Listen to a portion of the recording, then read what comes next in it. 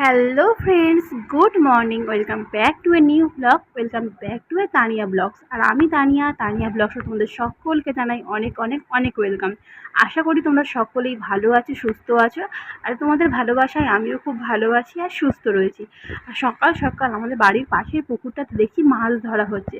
আর মাছ ধরা না আমার দেখতে কী যেন একটা ভালো লাগে, যে অনেকক্ষণ না আমি দাঁড়িয়ে থাকতে পারবো মাছ ধরা দেখার জন্য। বেশ ভালো লাগছিলো। সকালটা এইভাবে শুরু হলো। আর তারপরে কিছু ড্রাই ফ্রুটস এক্সপেরিমেন্ট করে ভিজিয়ে দিয়েছিলাম আমি, যে কেমন খেতে লাগে। আর কিশমিশগুলো ঠিক আছে, আমন্ডটাও ঠিক আছে, কিন্তু বাকি যেগুলো ছিল সেগুলো অখাদ্য হয়ে গিয়েছিল। তারপর যথারীতি কাজকর্ম, রেগুলার কাজ। আমি খালি মাঝে মাঝে ভাবি রোজ কেন এক কাজ করতে হয়। মানে অন্য দিন একটু ভিন্ন ভিন্ন কাজও যদি আমাদের থাকতো কতই না ভালো হতো। রোজ ঘুমাও, রোজ খাও, রোজ বিছানা পরিষ্কার করো, আবার সেই বিছানা ঘেঁটে যায়, আবার পরিষ্কার করো। যেন একই ডিউটি করতে করতে না বিরক্ত লেগে গেছি। মাঝে মাঝে মনে হয় লাইফটা একটু চেঞ্জ হলে, অন্য কোনো কাজকর্ম হলে ভালোই হতো। তারপর আজকে না শরীরটা আমার ভালো না, শুধুমাত্র বিছানাটা গুছিয়েছি, সকাল থেকে কোনো কাজকর্ম এখনও তেমন পরিমাণে হয়নি। এত কোমরে যন্ত্রণা হচ্ছে তোমরা বুঝতেই পারছো। একদমই শরীরটা ভালো লাগছে না, ওই জন্য কিছুক্ষণ বসে পড়েছিলাম। যেন কী মনে হচ্ছে আবার একটুখানি শুয়ে ঘুমিয়ে পড়ি, ঘন্টা দুয়েক ঘুমিয়ে তারপরে উঠি। চোখ মুখ দেখে বুঝতেই পারবে শরীরটা কতটা খারাপ আমার লাগছে। তারপর যাই হোক ফ্রেশ হয়ে নিচে গিয়ে দেখি মা গোপালকে সেবা দিচ্ছে। আর আজকে যেহেতু ভোটের রেজাল্ট, বাপি একদম সকাল থেকেই টিভির সামনে বসে পড়েছে। হাড্ডাহাড্ডি লড়াই চলছে, কে জিতবে কে হারবে সেই নিয়ে। সেসব জেতা হারা দেখতে গেলে তো আমার চলবে না, আমার তো টাইম বয়েই যাবে। আর আজকে তো বললাম শরীরটা ভালো লাগছিল না, তাই চেষ্টা করছিলাম সময় না নষ্ট করে তাড়াতাড়ি অন্তত রান্নাবান্নার পার্টটা মিটিয়ে দিয়ে গিয়ে আমি একটু ফ্রেশ হয়ে আবার ঘুমিয়ে পড়বো। সত্যি বলছি খুব কষ্ট হয়, আর তোমরা তো মেয়েরা বুঝতেই পারবে যে কী পরিমাণ কষ্ট হয় এই দিনগুলো। কী আর করা যাবে। এখানে একটু আমি সবজি কাটতে বসে পড়েছি। আজকে একটু ঢ্যাঁড়স দিয়ে আলু দিয়ে তরকারি করব, একটু মুগ ডাল করব। আর বাপি আর মায়ের জন্য হচ্ছে পেঁপে ভাতে দেবো, আমাদের জন্য একটু উচ্ছে ভাতে দেবো। আর মাছের ঝাল তো তার সঙ্গে থাকবেই। আর টিফিনে একটু বিট, আলু, গাজর সব কিছু ভেজে সেই দিয়ে রুটি খাওয়া হবে। আর আগের দিন একটু তরকারিও আছে, সেটাও বের করে গরম করে নেবো। আর যে খবর এখন পড়ছে দেখো, আমি কিন্তু খবর শুনছিলাম না, এই দাদাটার ভিডিও বলে আমি ক্যাপচার করলাম। সায়কদার মোটা দাদাই আর কি, সায়কদা সুস্মিতাদির ব্লগ আমার খুব ভালো লাগে, ওদের ফ্যামিলিটাই আমার খুব ভালো লাগে। আর এই দাদা ভাইটাকেও আমার খুব ভালো লাগে, তাই তোমাদের সঙ্গে শেয়ার করলাম একটুখানি। আর একদিকে রুটি বসিয়ে দিয়েছি আর একদিকে ভাতও বসিয়ে দিয়েছি। আর দেখো মানে রুটি করবো চাটু বসিয়ে দিয়েছি আর কি, মাছও ধোয়া হয়ে গেছে।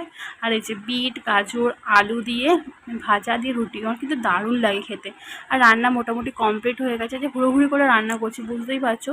এটাও মোটামুটি হালকা করে কষানো হয়ে গেছে। এখানে একটু কাঁচা লঙ্কা সর্ষে বাটবো মাছের ঝালে দেওয়ার জন্য। আর দেখো এই হলো মাছের ঝাল। আজকে তোমার দাদাভাইয়ের জন্য আমি আর ডিম করিনি, ওকে বলছি তুমি আজ একটু কষ্ট করে হলেও মাছ খাও। মাছ খাওয়াটা তো শরীরের জন্যও দরকার বলো, শুধু যে আমাকে ডবল করে করতে হয় তা নয়। মানে মাছটা একদমই ও ছেড়ে দিচ্ছে, ওই জন্য জোর করে যে ডিম করিনি আমি ওকে মাছ খাওয়াবো বলে। আর এই যে সব রান্নাবান্না এখানে রয়েছে। তারপর খাওয়া দাওয়া করে বিকালবেলা ঘুমিয়ে পড়েছিলাম। আর ঘুম থেকে উঠতে উঠতে না আমার সন্ধ্যা মতন হয়ে গেছে। আর যেহেতু সকালবেলা যে হাঁটতে বেরোয়নি, শরীরটা ভালো নয় বলে, তো ভাবলাম এখন তো আর কোনো কাজকর্ম নেই, নিচের সব কাজ দেখি মায়ের সারাই হয়ে গেছে। জল ভরা থাকে, বাসন মাজা, চায়ের বাসন অল্প থাকে, টুকটাক যে কাজকর্ম থাকে দেখি মা সেরেই নিয়েছে। আমার ঘুম থেকে উঠতে দেরি হয়ে গেছে প্রচণ্ড। ওই জন্য ভাবলাম তাহলে কী করবো, একটু ছাদে যাই। ছাদে গিয়ে এত প্রকৃতির হাওয়ার মধ্যে না নিজের শরীরটা বেশ ভালো চাঙ্গা চাঙ্গা মনে হচ্ছিলো নিজেকে। আর সকালবেলা যেহেতু হাঁটা হয়নি, তাই ওপরের ছাদটাতে একটুখানি হাঁটাচলা করছিলাম। আর তোমাদেরকে দেখাচ্ছিলাম আমাদের যে তিনতলা সিঁড়িটা, কিন্তু মানে সিঁড়ির ওপর দিয়ে সিঁড়ি নয়, ওরকমভাবে সিঁড়ি করলে না জায়গাটা অনেকটা নষ্ট হয়। ওই কারণে আমরা এইরকমভাবে সিঁড়িটা করার চেষ্টা করেছি আর কি। যে আমাদের ঘরের এটা মানে ছাদ দিয়ে উঠলে এটা উঠোন মতো নয়, ভেতর দিয়ে সিঁড়ি নয়, বাইরে দিয়ে সিঁড়ি। আর সন্ধ্যেবেলা আজকে একটু হবে ঘুগনি, মটরটা আগেই সেদ্ধ করে রেখেছি। তারপরে গোটা জিরে, শুকনো লঙ্কা, তেজপাতা ফোড়ন দিয়ে তাতে দিয়ে দিয়েছি ক্যাপসিকাম। ভালো করে একটু হালকা নাড়াচাড়া করে, যেহেতু আমি কম তেলে এখন একটু রান্নাবান্না করার চেষ্টা করি, দেখো একদম কড়াতে তেল নেই বললেই চলে। তারপর দিয়ে দিয়েছি একটুখানি 1 চামচের মতন আদা বাটা, গ্যাসটা এখন একটু কমিয়ে রেখেছি। তারপর টমেটো দিয়ে দিয়েছি, কাঁচা লঙ্কাও দিয়ে দিয়েছি, ভালো করে একটু কষিয়ে নিয়েছি। তারপর নুন, হলুদ, জিরে গুঁড়ো, লঙ্কার গুঁড়ো দিয়ে আরও কিছুক্ষণ ভালো করে কষিয়ে নেওয়ার পর তোমার যে মটরগুলো সেদ্ধ করে রেখেছিলাম সেগুলো আলু দিয়ে ভালো করে একটু জল দিয়ে কষিয়ে নিয়েছি। আর তার সঙ্গে দিয়েছিলাম চানা মশলা। আর রান্নাঘরটা এত পরিমাণ গরম হচ্ছিল, ভগবান মনে হয় আমার কথা শুনতে পেরেছে যে তোমার কষ্ট হচ্ছিল বলে। হঠাৎ দেখি ঝমঝম করে বৃষ্টি নেমে গেছে।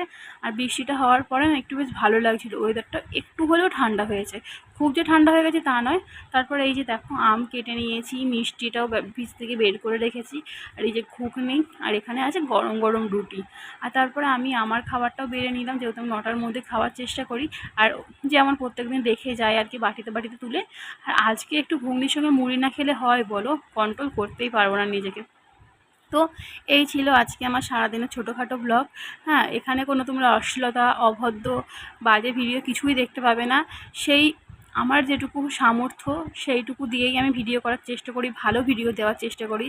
তাতে যদি আমার কম ভিউ হয়, কম সাবস্ক্রাইবার হয়, আমার কোনো দুঃখ নেই। তোমরা যেমন পাশে আছো পাশে থেকো। আর ভিডিওটা দেখার জন্য অসংখ্য ধন্যবাদ। টাটা।